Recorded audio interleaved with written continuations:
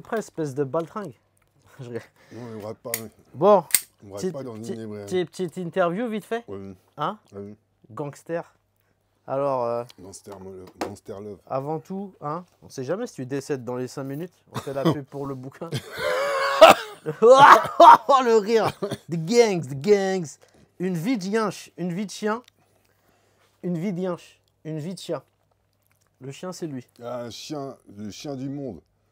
Authentique lecture sur les faits divers des années 80-90. Hein, c'est info. Hein. Ouais, flippez pas. Hein. Flippez pas. On va pas mourir sur scène. Ok. Bah, ce qui m'a intéressé, Jean-Marc, bah, déjà, c'est ton itinéraire. Tu as un itinéraire un petit peu... Enfin, tu décris dans tes bouquins, là, mais j'aimerais bien que tu en parles un peu aux gens, comme ça. Bien sûr. Tu as un passé un petit peu, n'ayons pas peur de le dire, un peu racailleux, gangstéro, boxeur. Ouais. Voilà. Donc, qu'est-ce qui t'a pris, Jean-Marc? Comment on atterrit dans un gang, là? Ce qui m'a pris, c'est ma mère qui m'a envoyé là-dedans. Ouais, ah ouais, elle voulait que je sois un gangster, elle a dit t'arrêtes l'école. Sympa, sympa. J'ai dit ok, est-ce qu'il y a un BEP gangster? Elle m'a dit non. D'accord. Le bac, non. D'accord. Non, mais sérieux, comment tu... Ah, c'est commencé. Ah bah ouais, ça tourne. Ah d'accord. Oh, ça tourne. Putain, merde. Tu veux qu'on la refait? Non, bien. C'était pour chauffer, ça. Bah, Ah non, bien. moi je coupe, hein. Y a pas de souci, hein. Non, laisse. Non, tu laisses. D'accord, c'est très bien, ça te va. Ouais. Donc c'est ta mère, donc c'est vraiment ta mère. La mère qui m'a envoyé là-dedans, c'est sa faute. D'accord, ok. Non, sérieux. Je m'en veux à mort. Non, sérieux, c'est quoi? Comment ça s'est passé? Pourquoi je suis rentré dans les gangs? Ouais. Les gangs sarcellois. Parce que franchement, j'avais faim, il n'y avait plus rien dans les placards. Et le seul truc que je voyais pour m'en sortir, c'était de foutre la merde. De ne pas suivre une ligne droite que j'avais pas. Voilà. D'accord. Qu'on m'a pas proposé. On m'a proposé du zigzag. Alors j'ai dit... Quand tu dis il y avait rien dans les placards, c'était fin de mois difficile pour les parents. Fin de mois difficile tout le temps. Quand tu as le ventre vide, tu vas à l'école, tu as faim. Ouais. Le frigo, il était vide, quoi. C'est vide, tu dois payer, ton père il travaille comme un fou. Toi à la fin, tu manges rien. Ton père était d'origine allemande, c'est ça? Ouais. On a des origines schleu, mais bon, nous on est français, hein, on revendique pas. Schleu marocain ou schleu marocain ou schleu... Schleu algérien. Schleu, tu veux dire allemand, quoi. Ouais, non, schleu, c'est des origines de lointaines. Maintenant, tu les assumes ou tu les assumes pas, voilà. Chacun son truc. Hein. Ok. Moi, j'ai toujours assumé qui j'étais. Et ta mère, d'origine Martinique. Martinique. Ouais, un peuple venu d'Afrique qui se sont posés dans les îles. D'accord, ok. Donc t'as été à l'école à Sarcelles, quoi. Moi, toute ma vie a été à Sarcelles. Ouais. Jusqu'à 40 balais, ça a été jusqu'à Sarcelles. D'accord. Et comment on rentre dans un gang comme ça Un jour, je marchais. En sortant de l'école, on allait traîner dans les centres commerciaux. Il y avait un grand centre commercial. Et un jour, on voit un mec habillé comme à la West Coast, lunettes, jeans 501 large et tout. Ouais, c'était la classe, quoi, à l'époque. Ouais, coupe-vent et tout, super et tout, à l'américaine. Je vois ça, je dis, ouais, bon, ok. Moi, ça m'avait pas fait tilter, quoi. Parce que mon pote, il le connaissait, on était deux. Et il lui dit salut, hein, et puis après, il dit, ouais, les gars, je cherche des bad boys et tout, est-ce que vous voulez venir et tout. Mais c'est quoi des bad boys? C'était pour faire quoi? C'était pour... à l'époque, eux, dans ce gang, ils avaient déjà monté ce petit gang. C'était... bon, il dit... Il n'y avait pas de shit ou quoi que ce soit, parce qu'à l'époque, dans les années 85, 86, 7, le shit, il tombe pas vraiment. C'est juste... c'est plus dans le 93. C'était juste la sape, les femmes, les meufs. Et t'as vraiment accès à ça quand tu rentres dans un gang ou c'était juste pour être entre potes? Alors, déjà la rentrée du gang, elle s'est faite avec un soir, quand on... Peut-être la première semaine, deuxième semaine, on dit ouais, il nous a présenté et tout. Et là, il nous dit, on va vous tester. Et là, les mecs nous sont tombés dessus une dizaine de mecs nous sont tombés dessus pour voir si on encaissait les coups. Il y a une initiation, quoi. Ouais, voilà, c'était une baston, quoi. Une baston. Ils nous ont sauté dessus. C'était quoi? C'était entre cités? Non, c'était entre nous, les mecs du gang. Ah, c'est ça le test, quoi. D'accord. Ils nous ont testé, ils ont vu qu'on aimait ça. Et puis voilà. Et puis après, de fil en aiguille, tous les soirs, on était présents au rendez-vous quotidien du... T'avais à peu près quel âge, là, pour situer? J'avais entre 15 16. 15-16 ans. Hein. Ouais, 15-16 Donc ans. t'étais au collège, quoi. J'étais au collège. T'étais au collège, ouais. J'ai pas vraiment suivi les cours. Tu séchais les cours, quoi. Non, même pas. Les rendez-vous se faisaient toujours le soir. D'accord, donc t'allais en cours. J'allais en cours et voilà. Comme tu vas en cours le soir, tu es dans le gang, les devoirs, tu les fais pas. Ouais. Et voilà. Vous passiez vos soirées à faire quoi, du coup, après? Le soir, ce qu'on faisait, on était au Porsche. Il y avait un Porsche, on se donnait tous rendez-vous. Il y avait les grands, il y avait les Fresh Boys, il y avait nous, notre bande. Après, c'est devenu la secte Abdoulaye. Il y avait toutes les bandes réunies. La Et secte Abdoulaye. La secte Abdoulaye, ouais. Secte Le Abdoulaye. c'est le départ du secteur A. Ah ouais, Ouais, secteur Abdoulaye. ouais, la secte Abdoulaye, ça a été. Mais avant, il n'y avait pas la secte, c'était toutes les bandes réunies. Ouais. Pourquoi On ça est tous s'appelle là. comme ça? Black Power aussi. La secte Abdoulaye, un nom d'un mec, je pense, qu'ils avaient pris. Après, j'en sais rien, je crois. D'accord, ok. Ouais. Et, Et c'était un gang de black, un gang. tout est black, Sarcelles, tout est black. La seule bande qu'il y avait, moi je les appelle les Saïd et 40 voleurs, c'était des mecs de Sarcelles. Entre limite Sarcelles, Pierrefitte, c'était des mecs, voilà, des rebeux de Sarcelles, mais on peut dire des rebeux antillais, quoi. Toi, Voilà. t'étais avec les. Ouais, j'étais avec les Renois. T'étais avec les Renois, ouais. Ouais. D'accord, ok. Et c'était le début du rap, tout ça, etc. Ouais. Pour situer, c'était quoi que vous écoutiez comme son à l'époque? Le son, c'était plus Caméo. Caméo. Ouais, on était sur la bande Caméo, du C'est son. quoi? C'est inspiré des BZ. Kamehameha, Caméo. Ouais, Je Caméo. connais pas Caméo. C'est de la funk. C'est de la funk. Ah, de la funk. Funk rap. Funk rap. Ouais, très bien. Ça se passait bien à D'accord, l'époque. ok. C'était le mouvement Zoulou, en fin de compte. C'est le mouvement Zoulou des bandes parisiennes qui D'accord, ok. commencent à faire n'importe quoi. Il y avait pas mal de racisme à cette époque, non? Le racisme, nous, on le sentait pas puisqu'on était toujours dans notre cité, Ouais. au quartier. C'était entre blacks en plus. Oui, voilà. Alors, nous, on a ressenti la même chose qu'à Paris. Ce qu'ils ont ressenti les requins vicieux ou les autres bandes. Parce qu'ils avaient des skinheads. Hein. Nous, on n'avait pas tout ça. On savait qu'il y avait des blancs qui n'aimaient pas les noirs ou les arabes, etc. Ouais. Mais nous. C'était voilà, les années 90 là ou? Non, là, on est en plein 85, 6, 7, 8. Ah ouais, 9, ouais, d'accord, ouais. ok. Ok. Mm. D'accord. Donc pas trop de violence entre gangs de blancs contre gangs de blacks, tout ça, à cette époque. Pour nous, non. Le white, il est dans son coin et chacun fait sa vie. D'accord, ok. C'était pas, il y avait pas, non, la banlieue à cette époque-là, n'était pas raciste. Il n'y avait pas ce côté-là. D'accord. Ils étaient tous écolos, ils s'en foutent carrément de ce qui se passe. Les blacks font ce qu'ils veulent. Ils ont dansé avec nous, ils étaient dans les soirées partout et rien. C'est pas maintenant qu'ils vont changer.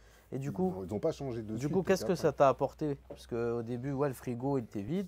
Ouais. Tu rentres dedans, Moi, ça m'a apporté. des problèmes.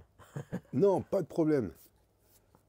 De rien. C'est peut-être des problèmes parce que tu t'étudies pas, tu te dis les diplômes, tu t'en fous parce qu'on s'en fout complètement. Ce qu'on pense, c'est qu'on va réussir moi, je pensais même pas réussir à rien. Mhm.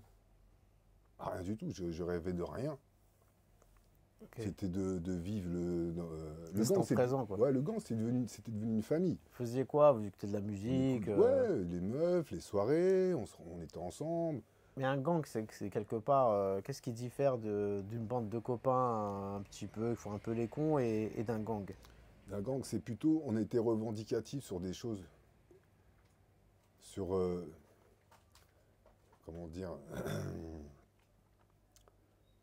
il y a eu une histoire il y avait, tu vois, quand tu crées un gang, tu auras toujours un autre gang qui t'aimera pas parce que toi, tu as un style plus beau, parce qu'on était peut-être des beaux gosses à l'époque, alors l'autre gang d'à côté n'aime pas vous voir parce que vous portez bien les sapes, et ça crée des histoires. Ça peut créer des histoires, l'autre il chante mieux que l'autre. Et comment vous procuriez ces sapes, ces machins, Les sapes, moi j'ai dû aller travailler au marché, j'ai travaillé sur le marché D'accord, à 15-16 ans. ok. Tous les dimanches matins, je me levais, j'allais au marché, je m'achetais des sapes. Et j'ai eu mon premier 501, des chaussures, des baskets. Ouais. Et l'aspect violence, La violence, elle est arrivée après, ça a été dans les soirées. D'accord. C'est là qu'on a connu notre gang, un gang adverse, qui Ok. était d'une autre cité à côté. Ok. Et là, ça a commencé. Et là, c'était vraiment chaud pour chaud, quoi. Soit on leur tirait dessus, soit ils nous tiraient dessus. Ah ouais, donc vous aviez des armes. Oui, on était armés. Certaines fois, on était armés quand il y avait des embrouilles. Mhm. Souvent, même. Souvent, ouais. D'accord. Il y a On du... n'avait pas peur de prendre une balle, c'est ça qui était con, c'est qu'on était con. On était con à cette époque-là, parce qu'on se dit une balle, voilà quoi. Alors l'autre, il a des jambes trouées, on était, ouais, il s'est fait tirer dessus, voilà, on était heureux, mais on se rend même pas compte que c'est dangereux. Ouais, puis après, c'est un cercle vicieux. L'autre, il Ça, s'est fait tirer dessus, vengeance, machin. exactement. Dès qu'il y en a un, tu veux avoir qui c'est le nom de qui a tiré, savoir, on l'aura la prochaine fois, qu'on sortira, là, là. Ok, très bien. Et donc, du coup, l'école, le bac, Ah, il n'y a plus d'école. Là. le Là, bac, tu l'as foiré, c'est ça? Ah ouais, ouais, non, il n'y a plus d'école. Après, le bac, c'est arrivé plus tard. C'est quand je suis rentré. Je crois le jour du bac, t'as mis une patate à un mec et le jour du bac, je Oui, le crois. jour du bac, ouais, il y a un mec qui m'a cassé les couilles parce qu'il m'avait pas passé la feuille pour que j'ai le bac. Du moins, le bac de français, c'était. Non, voilà. Mais c'est ça, c'est un connard. Il aurait pu me passer la feuille, ça se peut que je me serais sorti. Tu voulais tricher, quoi. Bon, on trichait tous. Et lui, il a pas voulu. Même par télépathie, même là. Ben lui, il n'était pas du gang, c'est pour ça. Ouais, ouais. Oui. Il fallait Aussi. peut-être prendre un flingue en plastique comme celui-là. Ouais, oui, mais le tarpé, ça. Oui, mais si je l'aurais tiré dessus comme ça, boum, en plein à la fin de l'heure, à 17h, voilà quoi, laisse tomber.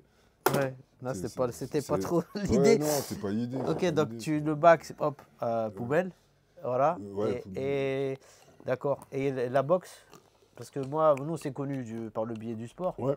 Et donc, moi, je vois que tu as une super gestuelle et tout, boxe taille. Et comment t'en es venu à faire la boxe et quel a été l'apport de la boxe? J'avais un pote son frère était boxeur, était champion du monde, boxe américaine. Mhm. Bah, à l'époque, c'était grave d'avoir un champion dans une ville. Et son frère, il me dit, son petit frère, c'était mon pote, il me dit, ouais, mon grand frère, il va ouvrir une salle et tout. Et moi, j'étais déjà chaud par rapport à mon vécu dans le 95, une autre ville à côté. Quand Mhm. on a déménagé, j'ai toujours aimé me défendre, la bagarre, ça. Et quand il m'a dit, bien, on s'inscrit et tout, je dis, ouais, je l'ai suivi. Je dis, oui, je te suis, vas-y, moi, je suis chaud. Mais j'étais plus chaud pour faire de la boxe taille.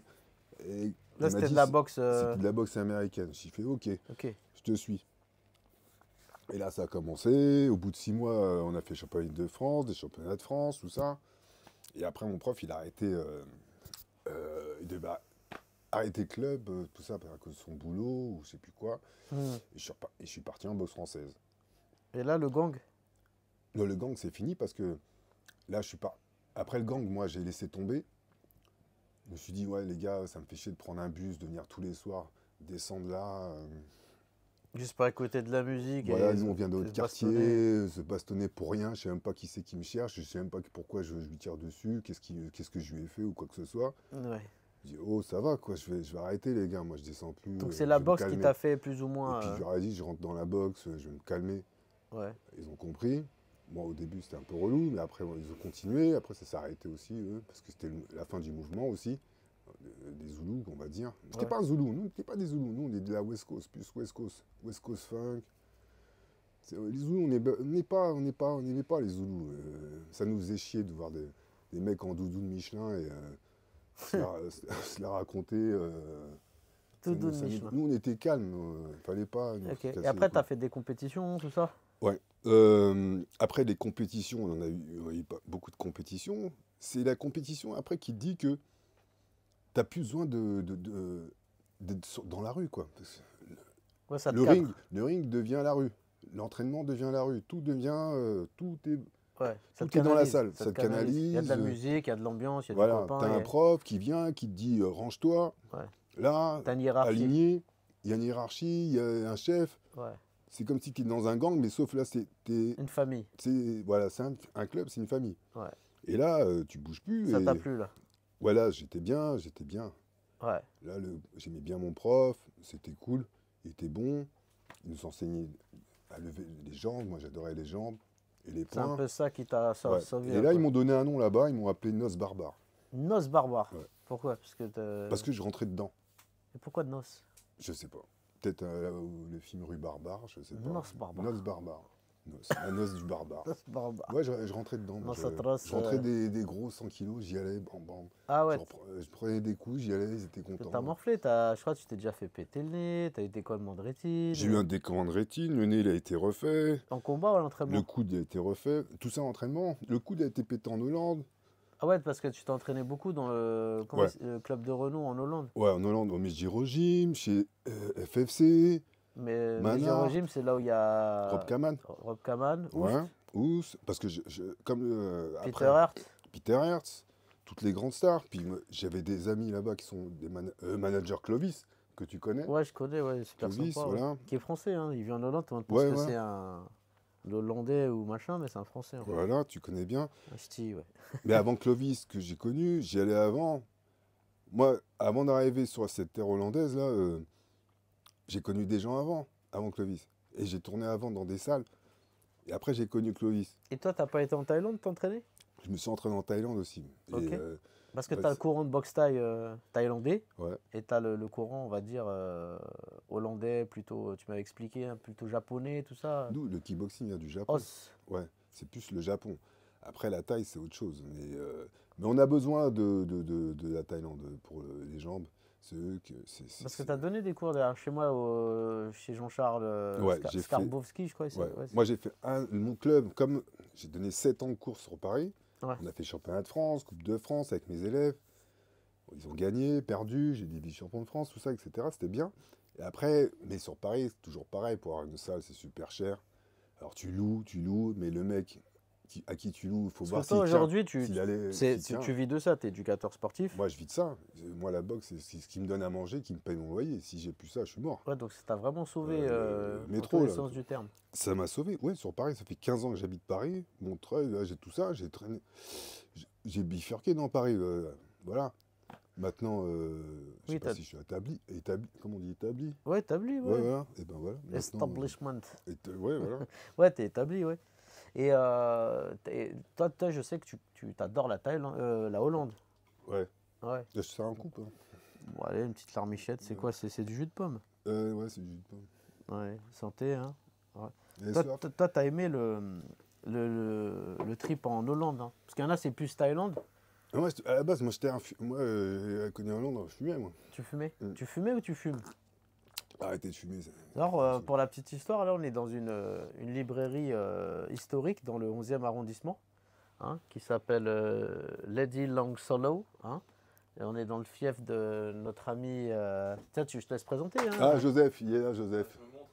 Joseph, notre ami Joseph, voilà, viens. on va voir sa gueule. Ouais, viens voir. Joseph, s'il te plaît, voilà, voici notre ami Joseph. Hein.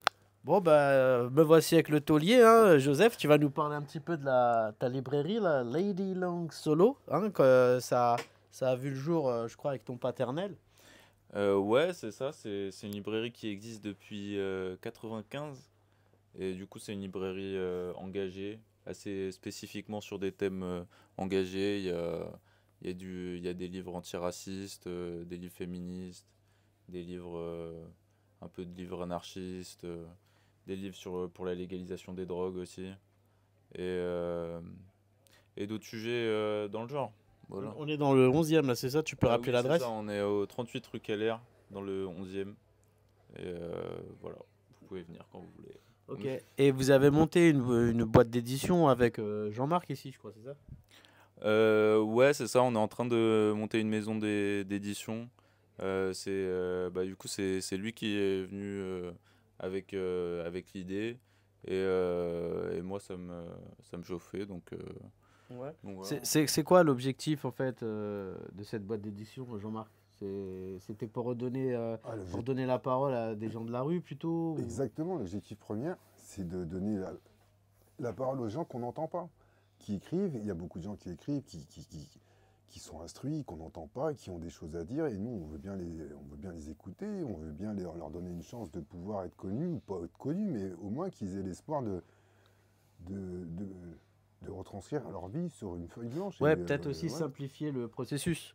C'est-à-dire qu'avec vous, c'est peut-être plus facile d'accès. Ouais, il y a plein de gens qui n'ont pas accès aux maisons d'édition, ça c'est sûr. Ouais. Après, on pourra pas on pourra pas prendre tout le monde non plus, mais, Oui, bien Oui. sûr. on va faire ce qu'on. Ouais, en gros, si la personne elle a un bon parcours de vie intéressant, qu'il y a des choses à dire, vous occupez tout le process, c'est-à-dire la mise en page. C'est ça, exactement. Faire en sorte que ça soit un livre qui soit bien en forme et distribué dans les lieux de vente possibles. Ok. Donc là, pour trouver le bouquin de Jean-Marc, Une vie de chien, on peut le trouver soit dans cette librairie. Bah alors pour l'instant, justement, c'est aussi pour ça qu'on veut monter la maison d'édition, c'est que pour l'instant, on peut le retrouver ici, du coup, à la librairie Lady Long Solo, mais il est pas encore bien diffusé.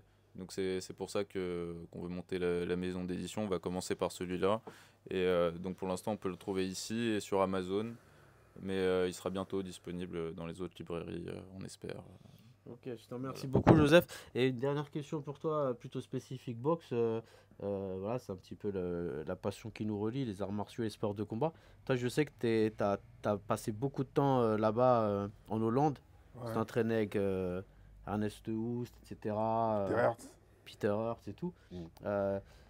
Pourquoi toi, t'as pas, comme Jean-Charles Skarbowski ou d'autres, plutôt accroché, parce que tu étais en Thaïlande, t'as plutôt accroché en Hollande. Et est-ce qu'il y a vraiment des grosses différences dans la façon d'aborder le fight, le combat, techniquement, Techniquement parlant, ouais, entre si la tu boxe prends thaï et... le kickboxing et la boxe thaï, c'est deux choses différentes. Le kicker en kickboxing, lui, il bouge beaucoup. C'est pas une danseuse, mais il bouge. C'est comme la boxe anglaise, il bouge, rien.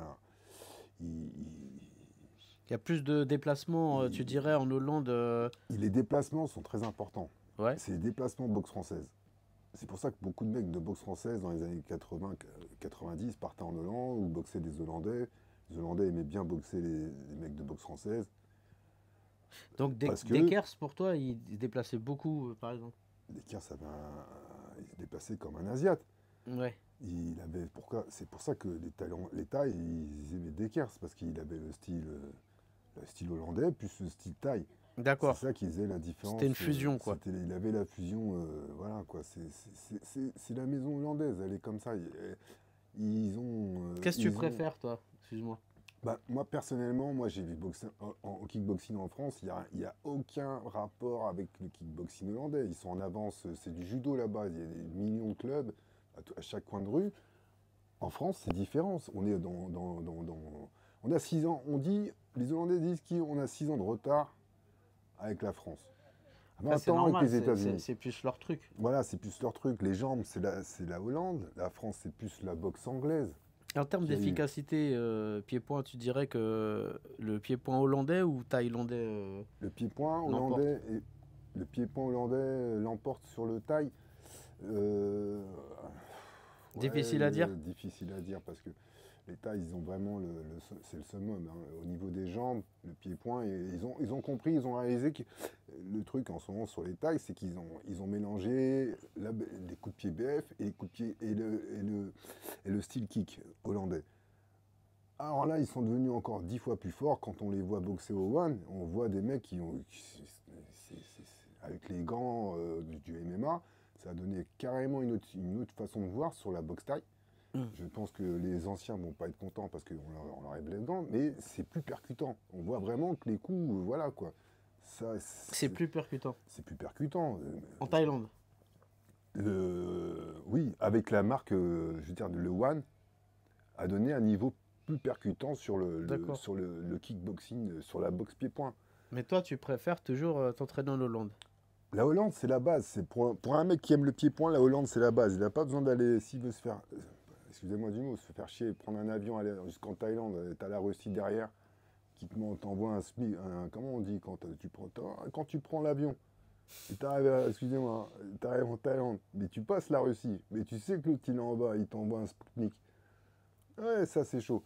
Mais bon, si tu veux, prends un car, prends un train, et tu vas à Amsterdam, t'en as pour C'est 3 la heures. proximité qui t'a plutôt... Non, c'est pas la proximité, c'est le jeu qu'il y avait en Hollande. Moi, ça fait des années que je vais en Hollande, depuis l'âge de 18-19. Ah oui, c'est vrai que ça a peut-être évolué. Toi, tu parles au passé, ouais.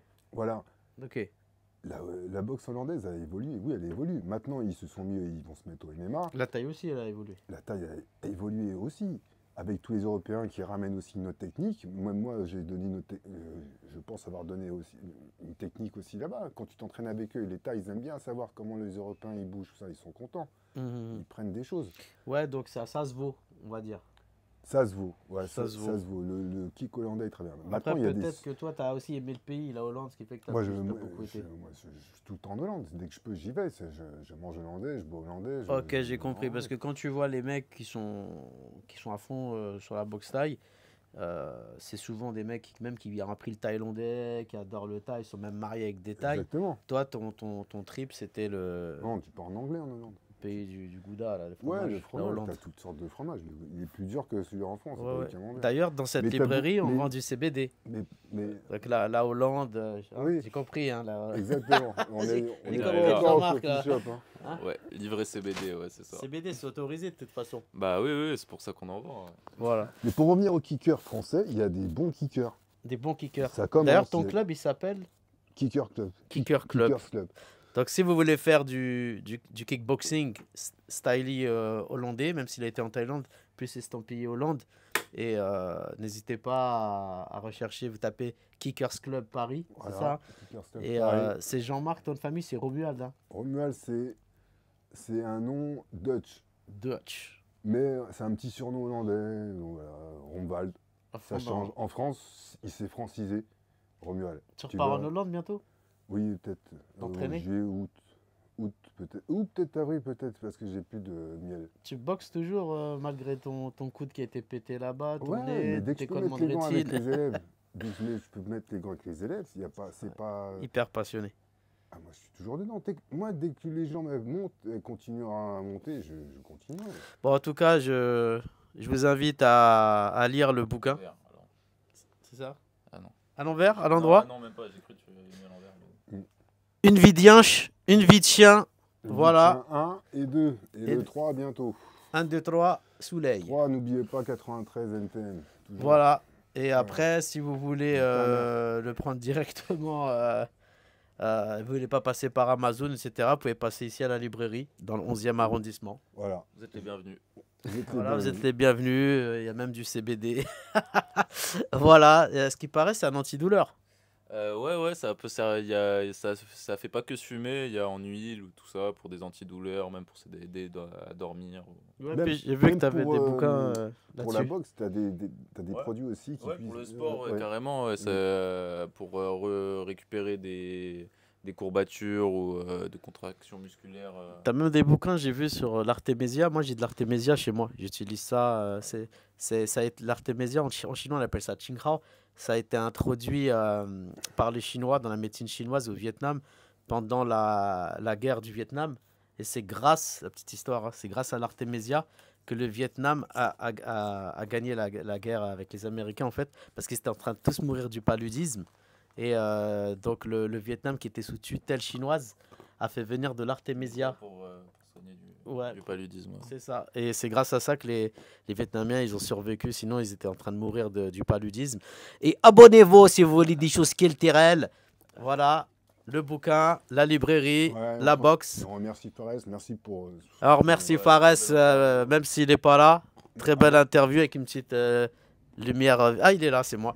Avec une lumière violette, rose. D'ailleurs, tu sais quoi, je vais en profiter pour faire voir le bouquin. Voilà. Comme quoi, je dis pas que des conneries. Alors, Artémésia, une plante pour éradiquer le paludisme. Donc, en chinois, cette plante s'appelle Qinghao. Vous pouvez faire des recherches là-dessus. Et en fait, ça éradique pas que le paludisme. Hein. Vous pouvez faire des recherches sur Internet. Ouais, ça éradique tout. Voilà, donc abonnez-vous à la chaîne surtout, parce qu'il y en a qui regardent les vidéos, mais ils ne s'abonnent pas. Abonnez-vous. Abonnez-vous, c'est gratuit, ça ne mouille pas de pain. Voilà. Et en plus, on est resté sage, hein, je dis franchement. Et comme on dit chez vous, os. Os. Ah, os, Os des taureaux. Os, Allez, à plus.